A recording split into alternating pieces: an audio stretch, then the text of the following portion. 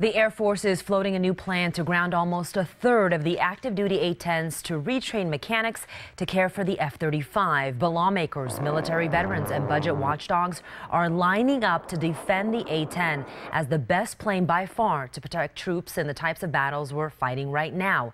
The A-10 is central to the survival of Davis-Monthan Air Force Base. Without the A-10s, many believe the base becomes vulnerable to closure. Now on your side's Craig Smith, live at Pima Air and Space Museum, with an example of what they're fighting for. Craig. Well, we want to give you a good close-up look at this A-10. You may notice that this one is green instead of the haze gray that we're used to seeing in the skies of Tucson. That really kind of speaks to this aircraft's age. It was designed it first flew in the couple of years as Vietnam was winding down. And the crews on the ground, the troops on the ground, learned to appreciate the value of a plane that could fly low, slow, and keep with them.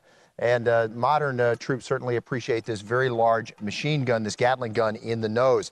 Now, the Air Force says the A-10 is a great plane that it would like to keep flying, but budgets are so tight it wants the A-10 to make way for newer, more sophisticated planes.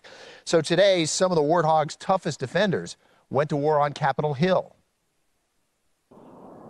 Ground troops love the A-10 because it can stay low, slow, and close. Senator John McCain, Congressman Ron Barber, and other lawmakers defending the A-10 promised to fight the Air Force's latest efforts to retire it.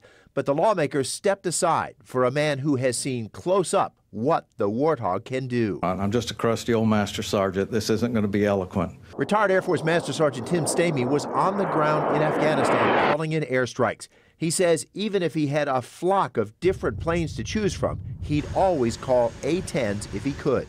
When you got aircraft coming in, you pray that you get an A-10 in because you know that it's safer to do that for you.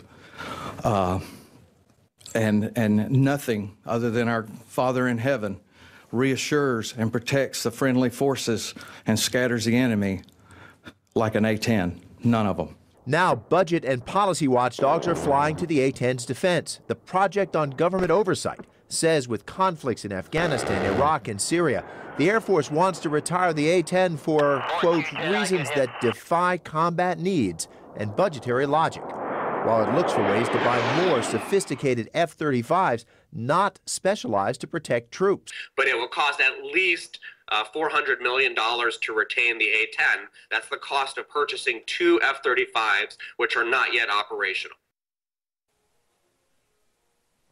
Now, the Project on Government Oversight says it'll probably be at least a couple of years before that F-35 is operational, and it's a false argument to suggest the A-10 is actually getting in the way of the deployment of the F-35. Now that Senator John McCain is about to head the Senate Armed Forces Committee, he is in a much better position to help the A-10 budget. Reporting live at Pima Air and Space Museum, Craig Smith, KGUN-9 on your side. Yeah, the A-10, an amazing aircraft. Craig, thank you.